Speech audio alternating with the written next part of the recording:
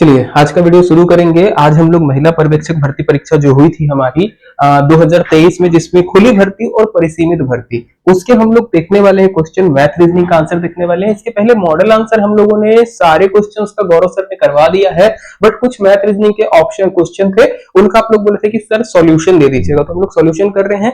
Video important होगी, particularly इस type के क्वेश्चन अभी आपको दो एग्जाम में देखने को मिलेंगे। इस टाइप के एक लेबर इंस्पेक्टर में आया है, इसके अलावा आपका अभी पर्यवेक्षक परीक्षा में आया है। अगर बात करेंगे, दो पेपर हुए थे, खुली भर्ती परिसीमित भर्ती। इस बार उल्टा हुआ है, परिसीमित भर्ती में मैथ रीजनिंग के क्वेश्चन जो है ज्यादा डिफिकल्ट थे। थोड़ा सा आप देखोगे तो कंपैरेटिवली डिफिकल्ट थे। आपका खुली भर्ती के क्वेश्चन पेपर इजी आ गए थे। वीडियो को लाइक कर दीजिएगा, शेयर कर दीजिएगा, चैनल पे नए हो तो सब्सक्राइब कर दीजिएगा। आगे की एग्जाम की भी हम लोग तैयारी करने वाले हैं। इनका जो भी सॉल्यूशन रहेगा, ये सॉल्यूशन का पीडीएफ आपको अगस्त मंथ वाले में मिल जाएगा। जैसे पहला क्वेश्चन है हमारे पास सीरीज का है, बोल रहा है ACEGI है, JLNPR है, ऐसी जाते हुए आपको जा रहा है सीरीज, बोल रहा है कि क्या आएगा। मैं एक बार काम करता हूं, लिख देता हूं पहले सीरीज को। ACEGI है, ACEGI के बाद क्या है, JLNPR है, इसके बाद आपका है SUWYA, इसके बाद आपका क्वेश्चन मार्क है, और उसके बाद दिया है KMOQS। आपको बोल रहा है बताइए क्या आएगा। देखो सीरीज में क्या कर रहा है, A के बाद B छोड़ा, C लिखा, C के बाद D छोड़ा, E लिखा, E के बाद F छोड़ा, G लिखा, G के बाद H छोड़ा, I लिखा, I के बाद सीधा J पे गया है, K छोड़ा, L लिखा, M छोड़ा, N लिखा, O छोड़ा, P लिखा, Q छोड़ा, R लिखा, R के बाद सीधा S पे गया है, T छोड़ा, U लिखा, V छोड़ा, W लिखा, X छोड़ा, Y लिखा, Z छोड़ा, A लिखा।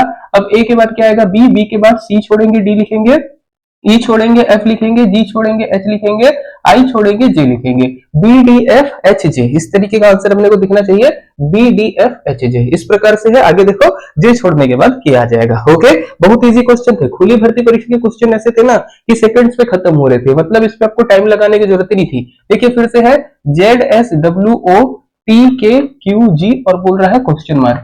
जब भी देखो आपका मिसिंग टर्म्स रहे और दो क्वेश्चन मार्क दिखेगा, दो मिसिंग नंबर है, ये सीक्वेंस में मिले। देखो जैसे Z के बाद S, S के बाद W, कैसे हो सकता है? तो एक एक का गैप लो, एक एक का गैप लो, और देखो कुछ आ रहा है क्या। Q के बाद जैसे RS छोड़ेंगे T आता है, UV छोड़ेंगे W आता है, XY छोड़ेंगे Z आता है। ओके, तो Q के बाद यहां पर देखोगे तो क्या क्या छोड़ना पड़ेगा, O और P छोड़ेंगे तो N आएगा, N के बाद OP छोड़े तो Q आया। वैसे देखो O है, PQR, तीन चीज छोड़ रहे हो तो S आ रहा है ना। K के बाद LMN आप छोड़ रहे हो तो O आ रहा है। G के बाद HIJ छोड़ रहे हो तो K आ रहा है। तो यहां पर अपने को क्या छोड़ना पड़ेगा, तीन अक्षर छोड़ना पड़ेगा। तो DEF छोड़ दो तो फिर G आता है, तो यहाँ पे क्या आएगा, इसके पहले का C, तो NC आएगा। इसका करेक्ट आंसर क्या आएगा, NC। इजी था। चलिए थर्ड क्वेश्चन की तरफ बढ़ते हैं। हमारा ये वाला दिया है, आकृति था, वेन डायग्राम था। बोल रहा है कि अस्पताल में प्रशिक्षित अविवाहित नर्सों की संख्या किसमें है। अविवाहित जिन्होंने शादी नहीं की है, देखिएगा विवाहित है सर्कल, तो आपको सर्कल को नहीं छूना है, और बाकी आपका प्रशिक्षित और अस्पताल में, तो प्रशिक्षित और अस्पताल में बोल रहे हैं मतलब त्रिभुज आपका और वर्ग जिसमें आता हो, या त्रिभुज और आयत जिसमें आता हो बट सर्कल ना आता हो। ऐसा कौन सा नंबर है जिसमें त्रिभुज आयत दोनों आता है बट सर्कल नहीं आता? 4 नंबर है। करेक्ट आंसर क्या आएगा, 4 आएगा। अगर वीडियो क्वालिटी खराब आ रही होगी तो प्लीज बता दीजिएगा, मैं नेक्स्ट टाइम अपडेट कर दूंगा। ये क्वेश्चन था बस आपका जो सुपरवाइजर भाग 1 में कठिन था, ये भी ज्यादा कठिन नहीं है। जैसे देखो A के बाद आप एक लेटर छोड़ोगे, B आएगा, B के बाद आप 2 लेटर छोड़ोगे मतलब C आया, C के बाद 2 लेटर छोड़ोगे DE तो F आएगा, F के बाद 3 लेटर छोड़िए GHI तो क्या आता है, J आता है। J के बाद आप 4 लेटर छोड़ दीजिए, ओके, J के बाद KLMN छोड़ेंगे तो O आता है।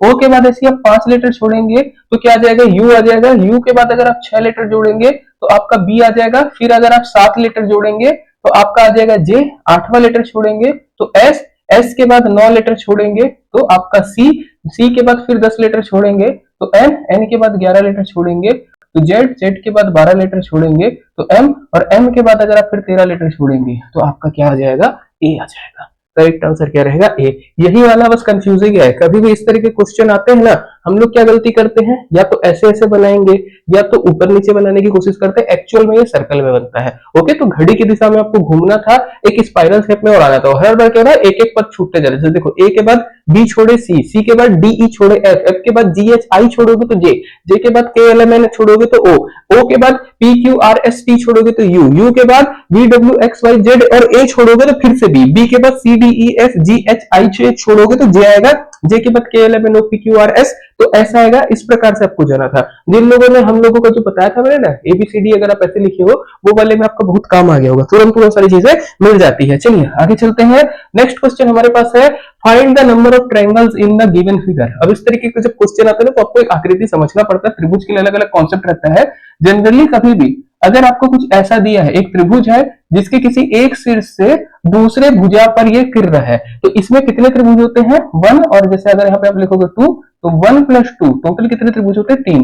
अब बस आपको ये आकृति खोजना था। देखो एक आकृति आपको ये दिख रही होगी, इसमें आपके कितने त्रिभुज? 3 त्रिभुज। फिर सिमिलर अगर आप देखोगे आपको ये दूसरी आकृति दिखेगी, इसमें 3 त्रिभुज। ओके, फिर यहां पर ध्यान से देखिए, ये तीसरी आकृति है तो इसमें भी 3 त्रिभुज, और सेम यहां पर ये चौथी आकृति है तो यहां पर भी 3 त्रिभुज। कोई हिडन फिगर नहीं है इसमें, तो 3 चौको कितना हो जाएगा? 12 त्रिभुज। फिर से समझ लीजिएगा मैं कहां कहां पे लगाया हूं, आपको एक बार और दिखा देता हूं किस किस प्रकार से आपको क्या करना है। आपको केवल आकृति खोजनी थी, कैसे वाली? जिसमें आपको इस तरीके का दिखे। तो देखो पहले तो ये वाला दिख रहा है आप लोगों को, है ना? पहले ये वाला दिख रहा है, इसमें मेरे को पता है 3 आएगा। सिमिलर यहाँ पर देखो ये दूसरा, इसमें भी आपको पता है 3 आएगा। फिर यहाँ पर देखो ये तीसरा, यहाँ पर भी 3 आएगा, और यहाँ पर भी देखो ये चौथा, यहाँ पर भी 3 आएगा। गिनते बैठोगे खराब हो जाएगी हालत, और कहीं पर भी आपका कॉमन शेप नहीं था। अगर मान के चलिए कोई त्रिभुज एक दूसरे में कॉमन हो जाता तो हम लोगों को उसको काटना पड़ता, कोई कॉमन नहीं था इसलिए अपन सीधा सीधा 12 लिख सकते हैं। ओके चलिए, गिनते नहीं बैठना, छोटा बड़ा त्रिभुज परेशान हो जाओगे। फिर एक सीरीज है, 5 दिया है, 5 के बाद 10 दिया है, 10 के बाद 26, 26 के बाद क्वेश्चन मार्क, 122, 170। आप लोग ये भी बताइएगा, जो भी हमारा सेशन चला था सुपरवाइजर के लिए, चाहे मैथ की क्लासेस चली हो, चाहे जीएस की क्लासेस चली हो, उससे कोई फायदा हुआ है क्या आप लोगों को? जितना आप फायदा बताओगे कमेंट पे, अगर आप लोगों को लगता है जेन्युइन बताइएगा कि फायदा हुआ या नहीं हुआ सारी चीजों का। पेड बैच वालों को लगभग सारी चीजें हो गई थी। ओके, जिन लोग ऐप पे चल रहे थे उन लोग बताएगा, यूट्यूब में जिन लोग देख रहे थे उनको कितना फायदा हुआ है। ऐसे वाला सीरीज के मैंने क्वेश्चन कराए थे, आप लोगों को याद आ रहा है क्या? सीरीज देखो, जैसे 5 है, बनाने की कोशिश करते क्या हो जाएगा? 2 का स्क्वायर प्लस 1, 10 को मैं लिख सकता हूँ 3 का स्क्वायर प्लस 1, है ना? 15 को हम लोग लिख सकते हैं 5 का स्क्वायर प्लस 1, 26 को। 26 के बाद यहाँ पर देखोगे 11 का स्क्वायर प्लस 1 है, और 13 का स्क्वायर प्लस 1 है ना? ये अभाज्य संख्या का सीरीज है। क्या है ना? अभाज्य संख्या लिया है और अभाज्य संख्या का स्क्वायर किया। जैसे देखो 2 है, 2 के बाद 3, 3 के बाद 5, 5 के बाद क्या होता है? 7, 7 का स्क्वायर प्लस 1 मतलब 49 प्लस 1 क्या हो जाएगा? 50। इसके बाद अभाज्य संख्या क्या है? 11, 2, 3, 5, 7, 11, 13, ये सारी अभाज्य संख्या है। कुछ नहीं किया, उन संख्याओं को स्क्वायर किया है और उसमें एक जोड़ा है, आपका सीरीज बना है। 50 आएगा आंसर। ओके चलिए नेक्स्ट क्वेश्चन की तरफ बढ़ते हैं। ये वाले क्वेश्चन में थोड़ा सा हो सकता है गौरव सर का आंसर अलग हो, मेरा आंसर अलग हो। देखिएगा ये वाला जब आपको बोल रहा है कि इसमें से कौन सा है जो आपका संभावित मान हो सकता है, इस पे क्या है? 3 साइड भरा है। ये आपका ना कलर एक्चुअल में फोटो पे शायद आ नहीं रहा था, जिसने भी स्कैन करके हम लोग को खींचा था ना वो। तो आप जब देखेंगे ये डायग्राम बनाएंगे तो आपका जो ये ऊपर का शीर्ष है, ऊपर के फेस को मैं बना रहा हूँ, ऊपर का फेस आपका कुछ तरीके से बनेगा। देखिएगा ऊपर का फेस आपका 3 साइड भरा रहेगा, 1 साइड खाली रहेगा। ओके, 3 साइड भरा रहेगा, 1 साइड खाली रहेगा, और 3 साइड भरा 1 साइड खाली है, और साइड में एक बिंदी है। तो साइड में एक बिंदी है, ये सेकंड वाला आपका बिल्कुल ठीक है। बट अगर मैं क्या इस त्रिभुज को या इस पासे को अगर मैं उल्टा कर दूं तो क्या हम लोग इस तरीके का आ सकते हैं क्या? बताइएगा, है ना? एक फेज नीचे चले गया, ये वाला फेज छूट गया, तो आप देखोगे तो 1 2 3 है ना, 1 2 3 फेज अपने को ऐसे मिल सकते हैं जिसमें कुछ भी ना हो। ये वाला थर्ड वाला भी सही है, तो इस पे जो आंसर आएगा ना 2 और 3 ओनली होगा। अब आयोग के ऊपर डिपेंड करता है कि उसकी नजर कितना तेज थी, वो केवल 2 लिया है कि 2 और 3 लिया है। यही वाले शेप को अगर आप पलट के देखोगे तो वो ये वाला भी आ जाएगा, तो 2 और 3 ओनली, ये दोनों हो सकता है इसका। ठीक है, चलिए आते हैं नेक्स्ट क्वेश्चन में। आपको ये सीरीज वाला था, ये वाला मैंने करवाया था, है ना? यहाँ पे बताइए कि बराबर दिख रहा है कि नहीं दिख रहा है, या मैं इस तरफ लिख देता हूँ। चलिए ए डी बी डैश है, ए सी डैश है, डी ए है, फिर लिखा हुआ है C double D C B dash D B C और डैश है। ओके चलिए इतना ही कर लेते हैं। 4 4 के गैप में आपको काटना है। कितने में? 4 4 के गैप में आप काटेंगे, आपका काम बन जाएगा। देखो जैसे ए डी बी दिया है, यहाँ पे सी लगा दो, ए सी बी गायब है, ए बी गायब है, इसके बाद डी सी बी ए गायब है, और यहाँ पे आते हैं तो डी बी सी दिया है, ए गायब है। तो करेक्ट आंसर क्या आ जाएगा? C B B C B B A A, C B B A A, ये होगा हम लोगों का आंसर। यहाँ पे भी चेक कर लेना है ना, वहां पे अपना स्पेस कम पड़ गया है, यहाँ पे भी आप चेक कर सकते हैं। आपको सीरीज में क्या है, बस आपको एबीसीडी देना था। जैसे ए बी यहाँ पे था, ए डी बी तो सी लगा दो, ए सी था, यहाँ पे 4 गैप लेना है ना, मैंने गलती से 3 ले लिया है, 1 सेकंड वेट करिएगा नहीं तो अपना आंसर गड़बड़ा जाएगा। 4 4 के गैप पे बनाना है चीजों को, तो 1 2 3 4, 1 2 3 4, 1 2 3 4, 1 2 3 4, 1 2 3 4। तो देखो A D B C, A C B D, A B C D, D C B A और D B C A, C B B A A. Okay, C B B A A, ये हम लोगों का answer होगा। चलिए next question की तरफ बढ़ते हैं।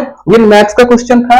2 की घातांक 1/5 अनुपात या 2 की घातांक 0.5 बोल रहा है। घातांक का बेसिक नियम पता है ना कि यदि a की घात m भागित a की घात n है तो क्या हो जाता है, ये a की घात m माइनस n हो जाता है। तो कर देते हैं। चलिए 2 की घात 1.5 माइनस 0.5 कितना मिलेगा, कितना मिलेगा इसकी वैल्यू, 2 की घात 1.5 माइनस 0.5, 2 की घात 1.0 मिलेगा। मतलब उत्तर क्या आएगा, 2 आएगा।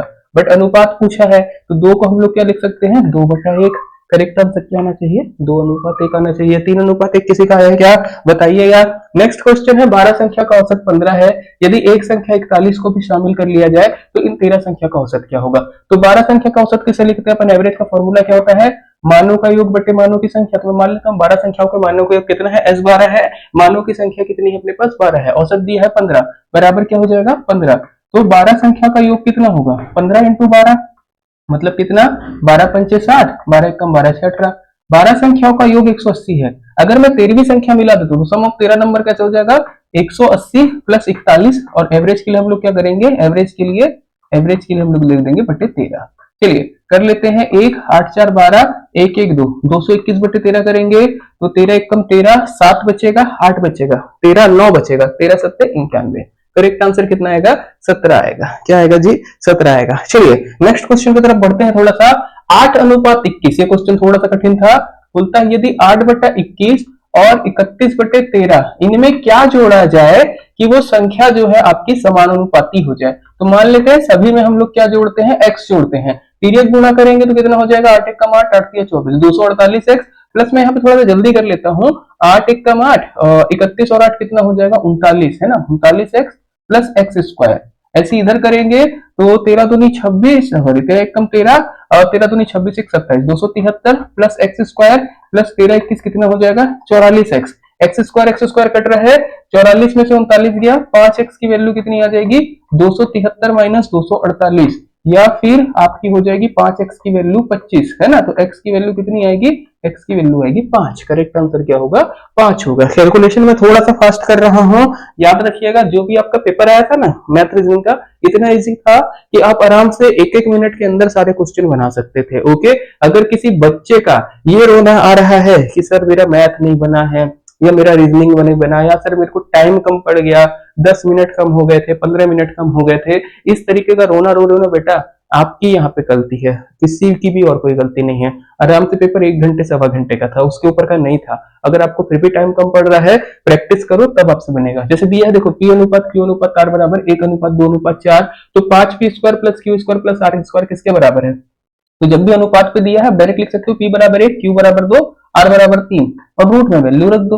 ओके, जैसे लिखा है 5P square plus Q square plus R square, तो अगर यहाँ पे मैं रखता हूँ तो कितना हो जाएगा, 5 प्लस 2 का स्क्वायर करेंगे तो 4 प्लस 3 का स्क्वायर करेंगे तो 9, 5 9 4 13। रुक जाओ ना, मैं कहीं पे गलती किया हूँ, एक बार चेक कर लेता हूँ। 3 है ना, R का स्क्वायर में 9 लिख दिया हूँ, ठीक है। 5P स्क्वायर Q स्क्वायर यहाँ पे 4 है। ओके, ये हम लोगों का मिसप्रिंट था। R स्क्वायर कितना हो जाएगा, 16 हो जाएगा, है ना। चलिए सुधार लेते हैं, पीडीएफ भी आप लोगों को देना है। चलो यहाँ पर कितना हो जाएगा, 16, 16 4 20 5 25, कितना आएगी वैल्यू इसकी, 5 आएगी। अब आपको बोल रहा है आंसर कितना आएगा, तो देखो इसमें आंसर कैसे लिखा है, 8 2Q 5P 4R।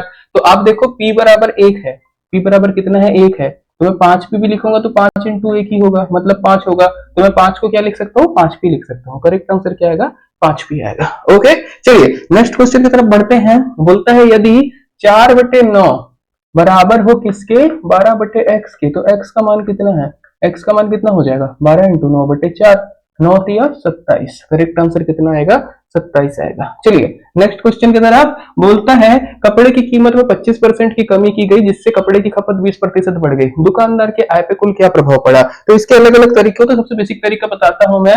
मान लो कीमत पहले कितनी थी, कीमत पहले थी 100 रुपए, ओके, और आपकी बिक्री भी कितनी होती थी, बिक्री भी होती थी 100 वस्तु, ओके, 100 कपड़े। तो आपको रेवेन्यू कितना मिला, मतलब आपकी आय कितनी हुई पहले, तो आय हो जाती है आपकी 100 इंटू 100, मतलब कितना 10,000।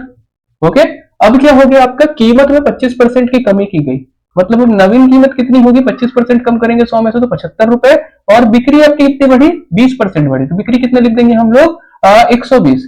अब आपकी आय कितनी होगी, तो अब आपकी आय होगी 120 इंटू 75, मतलब 0 12 25 60, 12 एक कम 12, 12 छह 72, 12 84 6 90, 9,000 रुपए। पहले आप 10,000 कमा रहे थे, अब आप 9,000 कमा रहे हो। अगर प्रतिशत कमी या वृद्धि बोलेंगे तो कैसे हो जाएगा, पुरानी वैल्यू नई वैल्यू, मतलब नई वैल्यू माइनस पुरानी वैल्यू बटे पुरानी वैल्यू इंटू 100। अब डायरेक्ट देखोगे 10% की आपको क्या दिखेगी, कमी दिखेगी। करेक्ट आंसर क्या आएगा, 10% जो है आपका सेल्स घट गए हैं। ओके, मतलब आपको प्रॉफिट नहीं हो रहा है। चलिए ये वाला क्वेश्चन देखिएगा, एक समबाहु त्रिभुज है जिसकी प्रत्येक भुजा पर एक वर्ग बनाया गया है। ये डायग्राम अगर आप देख लोगे तो आपका काम बन जाएगा, कि डायग्राम आप नहीं भी देखोगे तो भी काम बन जाएगा, है ना। मैंने थोड़ा सा दूसरा शेप ले लिया था। चलिए एक समबाहु त्रिभुज हम लोग मान लेते हैं, समबाहु त्रिभुज की प्रत्येक भुजा पर एक वर्ग बनाया गया है। तो हर एक भुजा पर आपको कुछ ऐसा वर्ग देखने को मिल रहा है। ओके, मेरा डायग्राम उतना अच्छा नहीं बना होगा, उसको इग्नोर करिएगा। समबाहु त्रिभुज की भुजा 8 है, ये 8 है, ये 8 है। वर्ग की भुजा भी कितनी हो जाएगी, हर तरफ से 8 8 8 हो जाएगी। ये वाला भी 8 ही मान लेना, ये भी 8 हो जाएगा, ये भी 8 हो जाएगा, ये भी 8 हो जाएगा, ये भी 8 हो जाएगा, और ये भी 8 हो जाएगा। आपको बोला है इस पूरी आकृति का क्षेत्रफल क्या होगा, तो आकृति का क्षेत्रफल देखो 1 2 3 है ना, 3 वर्ग का क्षेत्रफल होगा, 3 वर्ग का क्षेत्रफल प्लस एक आपका त्रिभुज का क्षेत्रफल, है ना।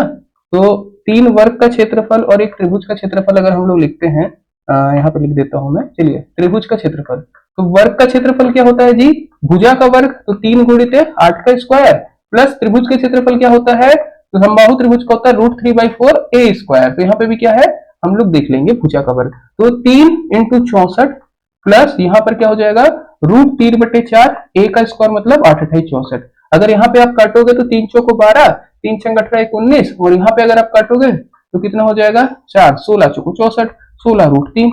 ओके, तो 192 प्लस 16√3 ये आपका आंसर होगा। ओके, ऑप्शन बहुत इजी सेट किया था, अगर आप वर्ग का भी क्षेत्रफल निकाल लेते तब भी आपका काम बन जाता है ना। 192 था, तुक्का काम कर जाता है यहाँ पे। चलिए नेक्स्ट क्वेश्चन है, कोई धन राशि है वो चक्रवृद्धि ब्याज से 4 वर्षों में दोगुनी होती है। ओके, सबसे पहले देखो कंपाउंड इंटरेस्ट लिखा है ना, तो हम लोगों को फॉर्मूला क्या पता है, a बराबर P1 plus R/100 to the power क्या होता है अपने पास, n होता है। बोलता है 4 वर्षों में दोगुनी हो जाती है, तो 8 गुनी कितने ब्याज से होगी। तो मैंने आप लोगों को ना कुछ ट्रिक बताया था। क्या ट्रिक बताया था, कि यदि धनराशि दोगुनी हो रही है ना, 2 गुनी हो रही है, मतलब आपका अमाउंट क्या हो जा रहा है, 2p के बराबर हो जा रहा है, और हम लोगों को बताना है 8 गुना, 8 गुना बताना है। 8 गुना मतलब अमाउंट कितना करना है, 8p के बराबर करना है, या फिर बोल सकते हैं 2 का क्यूब करना है। यहाँ पर 2 की पावर 1 है, यहाँ पर 2 की पावर 3 है, तो जितना भी गुना बोला है, जितना भी घातांक पे गुना आ रहा है, बस वो आपका समय के साथ गुना हो जाएगा। जैसे समय कितना था, 4 वर्ष था, तो 4 इंटू 3 करना पड़ेगा आपको 12 वर्ष में। मैं शॉर्ट ट्रिक में बना दिया हूँ,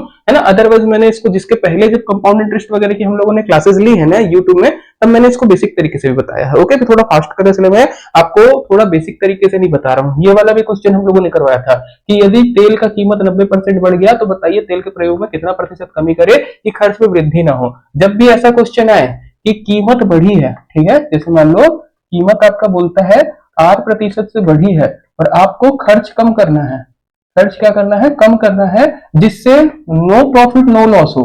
ओके, ना तो आपका खर्च बढ़े ना तो आपका घटे, तो ऐसे कंडीशन में फॉर्मूला क्या होता है इसका फॉर्मूला होता है R/100 प्लस R इंटू 100। याद रखिएगा, कीमत बढ़ी तो R/100 प्लस R, अगर कीमत घटी तो R/100 माइनस R करते हैं। R क्या है यहाँ पर 90%, R कितना है, R है 90%। तो अगर रखोगे तो 90/100 प्लस 90 करेंगे 190 इंटू 100, या फिर बोल सकते हो आप 900/19। अब 900/19 को करोगे ना तो आई थिंक 47 से ही 7/29, ये अपने को आंसर मिलेगा 47 से ही 7/19%। ओके, एक बार चेक कर लीजिएगा, गुणा करके भाग करके इतना कैलकुलेशन आ रहा है क्या। चलिए नेक्स्ट क्वेश्चन पे आते हैं। ए एक वस्तु खरीदता है, बी को 20% पर बेचता है हानि पर, बी उस वस्तु को खरीदता है 20% के लाभ पर बेचता है, सी उस वस्तु को 480 रुपए में खरीदता है, तो ए ने किस दाम पे खरीदी। वस्तु कैसे जारी है, ए से बी को, बी से सी को। ओके, मान लेते हैं ए ने x रुपए में खरीदा, अब बी को क्या करता है, बेचने के पहले 20% हानि पर बेच रहा है, मतलब बी को कितने में बेचा होगा 80 इंटू 100 में। फिर बी क्या किया होगा, 20% लाभ पर बेचता है, मतलब 120 इंटू 100 पे सी को मिलती है, और सी को वो वस्तु मिली है 480 में। तो बताइए कि ए ने उस वस्तु को कितने में खरीदा, तो x बराबर क्या हो जाएगा 480 इंटू 100/80 इंटू 100/120, यही होना चाहिए। बस चलिए, 8 एक कम 8, 8 छंग 48, 6 एक कम 6, 6 दूनी 12, 20 एक कम 20, 20 पन्ना 100। एक्स की वैल्यू क्या आएगी? 100 इंटू 5, 500 रुपए। ओके, ये सारे क्वेश्चन हम लोगों ने करे हैं, जितना भी मैथ का लेके गया हूं ना, ये सारा पैटर्न आपको ज्यादातर पैटर्न देखने को मिल जाएगा। बहुत कम पैटर्न है जो हम लोगों ने छोड़ा होगा। चलिए, किसी मूलधन का साधारण ब्याज का दर दिया है आपको, वार्षिक ब्याज की दर से 1 रुपया प्रतिदिन ब्याज है, तो बताइए वह लीप वर्ष नहीं है तो क्या होगा? ओके, मूलधन हम लोगों को दिया है P, दर हम लोगों को दिया है 25/4%। ओके, समय हम लोगों को दिया है 1 दिन। समय कितना दिया है? 1 दिन। तो 1 दिन को अगर हम लोग लिखेंगे फॉर्मूला, क्योंकि हमारे पास वर्ष का होता है 1/365 वर्ष हो जाएगा, वो बोला भी है देखो, यदि वह लीप वर्ष नहीं हो। ओके, और आपको सिंपल इंटरेस्ट दिया है, सिंपल इंटरेस्ट कितना दिया है? 1 रुपए। ओके, तो 1 बराबर P into R into T बटा 100, यही होता है ना हमारे पास फॉर्मूला। चलिए कर देते हैं, तो P की वैल्यू कितनी आ जाएगी जी? 100 इंटू 4 इंटू 365/25। ओके, तो 25 एक कम 25, 25 चौको 100। P की वैल्यू जो है ना आपको 4 इंटू 4 इंटू 365 मिलेगी। इसको थोड़ा सा कैलकुलेट कर लेंगे, आई थिंक 5840 रुपए जो है इसका आंसर होना चाहिए। 16 इंटू यदि आप 365 करते हैं तो आपको कुछ 5840 मिलना चाहिए। बिल्कुल ठीक है, 5840। चलिए नेक्स्ट आते हैं, 5 प्राकृतिक संख्याओं का औसत m दिया है। 5 प्राकृतिक संख्या बोला है, वो कोई भी संख्या हो सकती है, अपने को पता नहीं है कि कौन सी है। ओके, बट हम लोग लगातार मान लेते हैं, तो मान लेते हैं 5 प्राकृतिक संख्या कौन सी है? 1 है, 2 है, 3 है, 4 है, 5 है। अब मैंने आपको बताया होगा, जब भी अगर कोई सीक्वेंस में संख्या है और टोटल नंबर ऑफ नंबर्स क्या है आपका? विषम है, तो एवरेज आपका बीच वाली संख्या बनती है। तो एवरेज क्या हो जाएगा आपका? एवरेज हो जाएगा 3, और 3 के लिए ही बोल रहा है भैया क्या है? वो m है। ओके, यदि आगे की 3 प्राकृत संख्याओं को सम्मिलित कर लिया जाए, मतलब 1 2 3 4 5, ये पहले से थी, 6 7 8 को आप सम्मिलित कर लो, आपका एवरेज क्या हो जाएगा? अब एवरेज हो जाएगा आपका 5। बीच की संख्या फिर से आ रही है 5। ओके, 5 आएगी क्या? नहीं, 5 नहीं आएगी, सॉरी, है ना, 5 नहीं आएगा एवरेज। अपन गड़बड़ करेंगे क्या? चेक कर लेते हैं, 1 2 3, है ना, यहाँ पे हम लोग गड़बड़ कर सकते हैं। चलिए एवरेज निकाल ही लेते हैं, क्योंकि 1 2 3 4 5 6 7 8 है, एवरेज हमारा यहाँ पर 5 नहीं बनेगा बाबू, है ना। चलो पूरा लिख देते हैं, एवरेज निकाल ही देंगे, नहीं तो फिर बोलोगे कि सर बताए नहीं।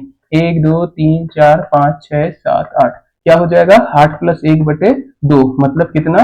9/2 हो जाएगा, मतलब आपका एवरेज हो जाएगा 4.5। ओके, पहले था आपका 3, अब एवरेज हो गया 4.5। कितने की वृद्धि हुई है? 1.5 की वृद्धि हुई है। हो सकता है इस पे आंसर जब हम लोग पहले दिए होंगे ना, तो हो सकता है आंसर में हम लोगों ने 2 लगाया होगा, अपडेटेड कर लीजिएगा। ओके, जिन लोगों का 1.5 आया है, ठीक है। ओके, 5 प्लस 1 6/3, और 3 संख्या जोड़ेंगे, 8 प्लस 1 9/2, आपका 1.5 आएगा आंसर। ठीक है, बिल्कुल ठीक है। चलिए आते हैं नेक्स्ट क्वेश्चन में। यदि A की आय का 5% B की आय के 15% के बराबर है, मतलब आपको बोल रहा है 5A बराबर 15B। ओके, A की आय का 5%, मतलब 5A बराबर 15B आपको दिया है, B की आय का 15% के बराबर है। तो यदि यहां से मैं A बटा B निकालूंगा तो वो आपको कितना मिलेगा? 15/5 या फिर 3/1। वैसे ही बोलता है B की आय का 10%, मतलब 10B बराबर 20C है। तो यहां से यदि मैं B बटा C निकालूंगा तो वो कितना मिलेगा? 2/1। ओके, आपको अगर कंपोजिट रेशियो निकालना है A अनुपात B अनुपात C, तो लिखेंगे 3:1 अनुपात 1 2:1। हम लोग आज फास्ट कर रहे हैं, है ना, आप लोगों ने मेरे ख्याल से इतना फास्ट करना सीख गया होगा। 6:2:1। A/B/C क्या होगा? A अनुपात B अनुपात C 6:2:1। मतलब अगर A 6x रुपए कमाता है तो B 2x, और C कितना कमाएगा? x रुपए कमाएगा। अगर बोलता है C की आय 2000 है, मतलब x की वैल्यू दिया है 2000, तो तीनों की कुल आय कितनी है? तो तीनों की कुल आय कितनी है? कुल आय 6 + 2 + 1, है ना, मतलब 6 2 8 1 9, 9x से कुल आय, मतलब 9 × 2000 कितना हो जाएगा? 18000 हो जाएगा। करेक्ट आंसर क्या आएगा? 18000 आएगा। ओके, चलिए नेक्स्ट क्वेश्चन की तरफ बढ़ते हैं। नेक्स्ट क्वेश्चन हमारे पास आता है, साधारण ब्याज की दर से कोई धन जो है 16 वर्ष में 2 गुना हो जाएगा। ओके, देखो अब साधारण ब्याज दिया है, हम लोगों ने सिंपल इंटरेस्ट वाले कॉन्सेप्ट में पढ़ाया होगा, है ना। जैसे देखो, मूलधन को अगर मैं P मानता हूं, दर को मैं R मानता हूं, समय आपको दिया है 16 वर्ष। ओके, समय 16 है, अमाउंट दिया है आपको कितना? 2 गुना 2P। तो सिंपल इंटरेस्ट कितना हो जाएगा? सिंपल इंटरेस्ट हो जाएगा P। तो कैसे रखेंगे? P बराबर P इंटू R इंटू 16/100, ये रखना है। P से P कट जाएगा, 100/16, ये हो जाएगा हमारा R।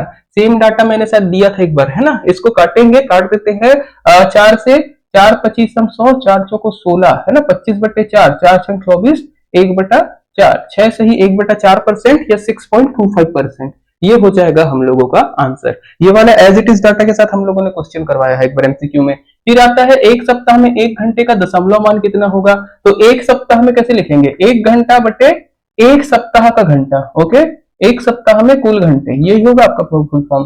तो एक सप्ताह में कुल घंटे कितने होंगे, तो एक सप्ताह में कुल घंटे कितने होंगे जी, आपका एक दिन में घंटे होते हैं 24, एक दिन में घंटे होते हैं 24, और एक घंटे एक दिन में, एक हफ्ता में कितने दिन होते हैं 7, तो 1/24 इंटू 7 होगा, 1/24 इंटू 7 अगर आप करोगे ना तो ये वैल्यू मिलेगी 0.00595 के बराबर। करेक्ट आंसर क्या आएगा, 0.00595। इसको भी चेक कर लीजिएगा एक बार, 24 इंटू 7 करते तो मेरे ख्याल से 168 आता है ना, एक का भाग अगर आप 168 से देंगे ना तो आपको बिल्कुल वही मिलेगा, है ना, 0.00595 ये कर दीजिएगा 1/168। चलिए आते हैं नेक्स्ट क्वेश्चन की तरफ। यहाँ तक खुली भर्ती का था, अब हम लोग परिसीमित भर्ती पे आएंगे। अब देखिएगा आपको क्वेश्चन का लेवल ना थोड़ा सा डिफिकल्ट लगना शुरू हो जाएगा, क्वेश्चन के लेवल थोड़ा सा कठिन ही थे। चलिए 7,860 रुपए का 12% चक्रवृद्धि ब्याज की दर से 1.5 वर्ष का चक्रवृद्धि ब्याज ज्ञात कीजिए, जबकि ब्याज की दर क्या है, छमाही है। दो चीजें पूछा है, पहली गलती कर सकते हैं बच्चे, यहाँ पर अमाउंट निकाल देंगे, यहाँ पर चक्रवृद्धि ब्याज बोला है, तो चक्रवृद्धि ब्याज का फॉर्मूला क्या होता है, अगर मैं चक्रवृद्धि ब्याज की बात करूंगा तो मिश्र धन माइनस मूलधन होता है। तो मिश्र धन के लिए पहले फॉर्मूला लगाना पड़ेगा, क्या, P1 plus R by 100 to the power n। But यहाँ पर भी गड़बड़ है, ब्याज की दर क्या है, छमाही दे है, मतलब यदि r जो हम लोगों को लिखा है 12% ना, r को हम लोगों को लेना पड़ेगा 6%,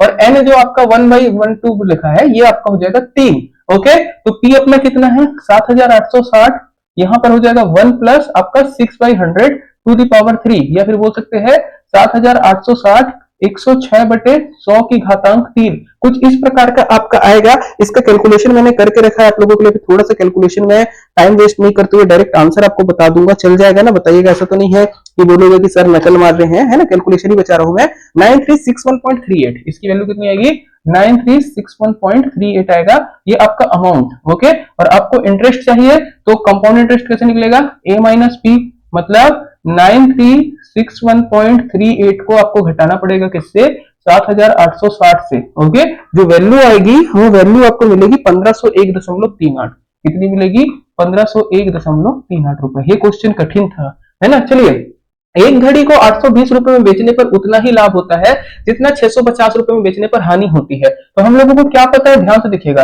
लाभ बराबर हम लोग क्या लिख सकते हैं, लाभ plus cost price is equal to selling price होता है, और आपका हानि minus cost price is equal to selling price होता है। Cost price minus selling price is equal to हानि होता है। नॉर्मली मान लीजिए वस्तु का कॉस्ट प्राइस था अपना सी, है ना, सीपी या एक्स मान लेते हैं, तो कैसे लिख सकते हैं, 850 रुपए में बेचने पर उतना ही लाभ हुआ जितना कि 650 रुपए में बेचने पर हानि होती।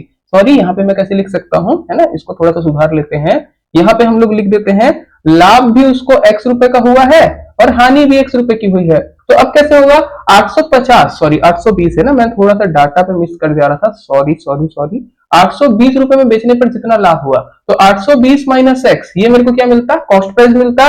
वैसे ही 650 प्लस क्या होता आपका, एक्स होता, तो आपको मिलता। ओके, आपको 650 में एक्स जोड़ो या 820 में आप कितना जोड़ो, 820 में आप एक्स घटाओ, जो वैल्यू मिलती है आपको कितनी मिलती। तो यहां पर अगर आप करोगे तो 820 प्लस 650 सॉरी 820 माइनस 650 बराबर 2x हो जाएगा। 0 12 में से 5 गया 7 बचेगा, और 8 में से 6 गया 1, 2x की वैल्यू आपकी आएगी 170, तो x की वैल्यू आप निकाल सकते हो। चलिए, मैंने थोड़ा सा कहीं मिस कर दिया है, एक बार और बना लेते हैं, ना, मेरा दिमाग थोड़ा सा कंटिन्यू क्लास ले रहा हूं ना, हैंग कर रहा है। एक सेकंड वेट करिएगा, मैं आप लोगों को आंसर दे देता हूं, कोई कठिन क्वेश्चन नहीं है, एकदम इजीली बन जाएगा, डोंट वरी। हम लोग यहाँ पे गलती किए थे, देखो मेरे को आइडिया आ गया है, 820 माइनस एक्स बराबर x माइनस 650 होगा ना जी, है ना। यहाँ पर क्या होगा, एक तरफ घटेगा, दूसरी तरफ आपका ये वाला घटेगा। चलिए, 2x बराबर क्या होगा, एकदम सिली मिस्टेक होती है, मेरे ख्याल से आप लोगों ने भी ऐसी मिस्टेक की होगी एग्जाम में, है ना, जो मतलब लोगों को दूर ले जाती है, कभी भी गलती मत करिएगा।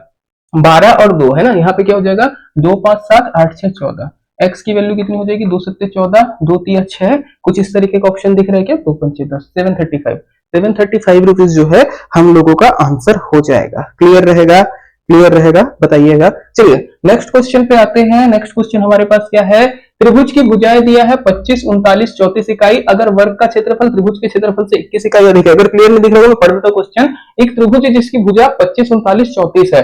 मतलब अगर आप एक त्रिभुज बनाते हो, एक 25 है, एक 39 है, एक 34 है। बोलता है त्रिभुज का क्षेत्रफल आपका जो है, वर्ग का क्षेत्रफल त्रिभुज के क्षेत्रफल से 21 इकाई अधिक है, तो वर्ग की भुजा क्या है? एक वर्ग है, इसकी भुजा आपको बतानी है। चलिए, वर्ग का क्षेत्रफल हम लोगों को क्या पता है? त्रिभुज के क्षेत्रफल से ज्यादा है। तो त्रिभुज के क्षेत्रफल का फॉर्मूला क्या होता है जी? होता है विषम बाहु के लिए s, s minus a, s minus b, s minus c. जहां पर एस क्या होता है? त्रिभुज का अर्ध परिमाप, मतलब a plus B plus c by 2, मतलब 25 प्लस 34 प्लस 39/2, ये होगा हमारा एस। कर लेते हैं 9 4, यहाँ पे क्या हो जाएगा? 4 5 9, 9 9 18 और 2 1 3 3 3 6 9 9 4, इतना कितना हो जाएगा अपना 49। मेरी थोड़ी जुबान लड़खड़ा रही है, थोड़ा दिमाग तेज चल रहा है, अभी कॉम्बिनेशन नहीं हो पा रहा है जुबान और दिमाग का। चलो 2 चौके 8, 2 9 18, 49 आ गया। क्षेत्रफल कितना हो जाएगा त्रिभुज का? त्रिभुज का क्षेत्रफल हो जाएगा 49। 49 माइनस आपका कितनी कितनी भुजाएं हैं? 25। 49 माइनस आपका 34 और 49 माइनस 39 लिख देते हैं एक बार अच्छे से, फिर आगे काम करेंगे। तो यहाँ पर हो जाएगा 49। 49 में से 25 गया तो कितना बचेगा? 9 में से 5 गया 4 और 4 में से 2 गया 2। ओके, यहाँ पे करेंगे तो 9 में से 4 गया 5 और 4 में से 3 गया 1, यहाँ पर बचेगा 10। ओके, इसको थोड़ा सा सॉल्व करते हैं। 7 इंटू 7, यहाँ पर हो जाएगा 2 दूनी 4, 4 दूनी 8, 8 तिया 24, 5 तिया 15 और आपका हो जाएगा 2 पंचे 10। क्या क्या चीजें बाहर निकल रही है? एक 7 बाहर निकल रहा है, एक 2 बाहर निकल रहा है, फिर एक और 2 बाहर निकल रहा है, एक 3 बाहर निकल रहा है और एक 5 बाहर निकल रहा है। तो कैसे हो जाएगा? 5 तिया 15, 15 दूनी 30, 30 दूनी 60 और 60 सत्ते 420। त्रिभुज का क्षेत्रफल आया अपना 420। त्रिभुज का एरिया कितना है? 420 है। अब प्रश्न में बोल रहा है वर्ग का एरिया कितना होगा? इससे 21 ज्यादा होगा, मतलब वर्ग का एरिया कितना होगा? 444। अब वर्ग का एरिया हम लोगों को पता है क्या होता है? भुजा का स्क्वायर होता है। ओके, तो भुजा कितनी हो जाएगी? 441 रूट में, मतलब कितना? 21। 21 यूनिट या 21 इकाई जो है आपका क्या होने वाला है? उस वर्ग की भुजा होने वाली है। ओके, चलिए नेक्स्ट क्वेश्चन है। एक छात्र को एक विषय में पास होने के लिए 35% अंक अर्जित करने थे, उसने 82 अंक मिलते और वो 23 अंकों से फेल होता, तो विषय में अधिकतम अंक कितने थे? ओके, मिनिमम पासिंग मार्क है 35 नंबर, 35% पासिंग मार्क है। लड़के ने 82 नंबर पाया और 23 अंक से फेल हो गया, मतलब 23 अंक कम पड़ गए। तो 82 में अगर वो 23 अंक ले लेता, मतलब 2 3 5 8 2 10, अगर 105 नंबर पाता तो 105 नंबर कितनी वैल्यू होती? वो 35% की वैल्यू होती। तो ऐसी अगर 100% की वैल्यू बोलेंगे, क्योंकि मिनिमम पासिंग मार्क्स आपका 35% है, वो आपका 23 नंबर से फेल हो गया है। मिनिमम पासिंग नंबर कितना था? 105, जो 35% की वैल्यू है। 35% की वैल्यू यदि 105 है तो 100% की कितनी होगी? 105 बटे 35 इंटू 100, यही होगा। ओके, करेंगे तो 35 तीनों 25 15 3 तिया 9, 300 आएगा। ओके, 100% की वैल्यू कितनी आएगी? 300 आएगी, मतलब परीक्षा में पासिंग मार्क कितने थे? 300 थे। इजी क्वेश्चन था। चलिए नेक्स्ट क्वेश्चन में आते हैं। किसी वृत्त की परिधि त्रिज्या में 50% की कमी कर दे। पहले मान लो आर अपना था 100, अब आर कितना हो गया है? 50 हो गया है। तो क्षेत्रफल में कितने की कमी होगी? तो एरिया कितना हो जाता है इसका? 100 का स्क्वायर है ना। मैं पाई आर लगा ही नहीं रहा हूं। ओके, पाई आर मैं नहीं लगा रहा हूं, पाई आर क्योंकि कट जाएगा। इधर कितना हो जाता? 250। ओके, 25 करते तो 250 मिलता, सॉरी 2500 है ना। कितना मिलता? 2500। देखो पहले 10,000 था, 2500 हुआ। कितनी कमी दिख रही है? सीधे सीधे 75% कम हुआ है, कुछ करने की जरूरत ही नहीं है। आइए, ए की आय का 60% बी की आय के 75% के बराबर है, मतलब मैं क्या लिख सकता हूं? 60 ए बराबर 75 बी। ओके, ए की आय का 60% बी की आय के 75% के बराबर है। यहां से यदि मैं ए बटा बी लिखूंगा तो कितना मिलेगा? 75 बटे 60, या फिर बोल सकते हैं 15 पचे 75, 15 चौको 60। ओके, तो बी की आय ए की आय के कितने प्रतिशत के बराबर है?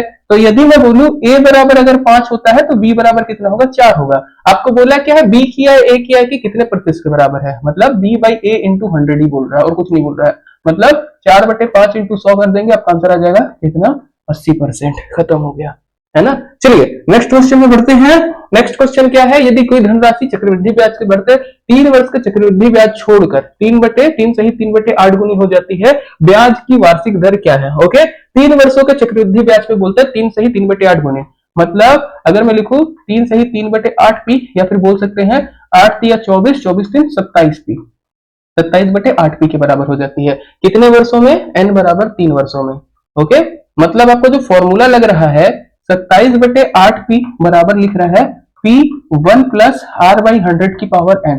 ओके, r बाई 100 की पावर में मतलब 3। यहाँ पर अगर आप देखोगे, थोड़ा सा मैं इधर ट्रांसफर कर देता हूँ, इसको हम लोग क्या लिख सकते हैं, 1 प्लस r बाई 100, ये किसकी वैल्यू के बराबर है आपका, 3/2 के बराबर, या फिर r बाई 100 कितना हो जाएगा, 3/2 माइनस 1, या फिर बोल सकते हैं 1/2 r बाई 100। तो r की वैल्यू कितनी आएगी, 100/2 मतलब 50%, कितना हो जाएगा, 50% के बराबर हो जाएगी।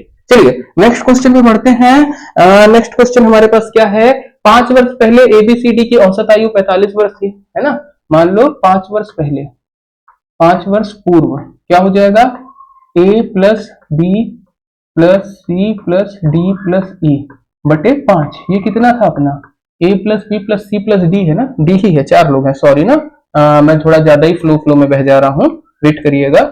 a बी सी डी 5 साल पहले है, इनकी औसत आयु कितना दिया है जी, 45 वर्ष, है ना, 4 लोग हैं, बिल्कुल 4 लोगों की आयु दिया 45। तो अगर योग कर देंगे a plus B plus C plus D, ये कितना हो जाएगा, 4 5 20 और 4 चौको 16 2 18, 180, ये 5 साल पहले की है। अब ई के जुड़ने पर औसत आयु 49 वर्ष है, ये तो 5 साल पहले का है ना। अभी कितना होता है इनकी आयु का योग, अभी कितना होता, तो अभी हो जाता a plus B plus C plus D, सब में आप 5-5 साल जोड़ो, 5 10 15 20, तो 180 प्लस 20 हो जाता है। ये भी क्वेश्चन घुमाया था 200, है ना।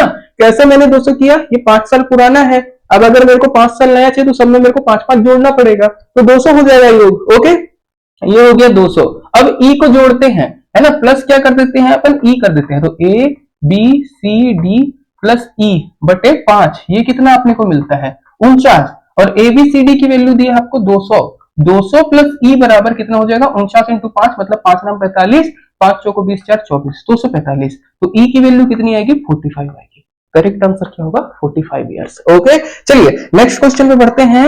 आपको बोलता है 3 क्रमागत विषम संख्याओं का औसत दिया है, प्रथम संख्या के 1/3 से 12 अधिक है। 3 क्रमागत विषम संख्या बोला है, तो मैं ले लेता हूं, एक x माइनस 2, दूसरी x और x प्लस 2, दो का गैप रहेगा, बटे 3 करेंगे तो कुछ एक एवरेज मिलेगा, और एवरेज क्या होगा, वो मेरा x होगा। कैलकुलेशन में आप सॉल्व करेंगे ना, आपको एवरेज मिलेगा x। अभी क्या बोलता है, इनका औसत प्रथम संख्या के 1/3, प्रथम संख्या क्या है मेरी, x माइनस 2, है ना, इसका 1/3 से 12 अधिक है, मतलब कितना मिलता है आपको, x मिलता है, यही दिया है। तो x माइनस 2 प्लस 36 बराबर आपका आता है 3x, कुछ इस तरीके से।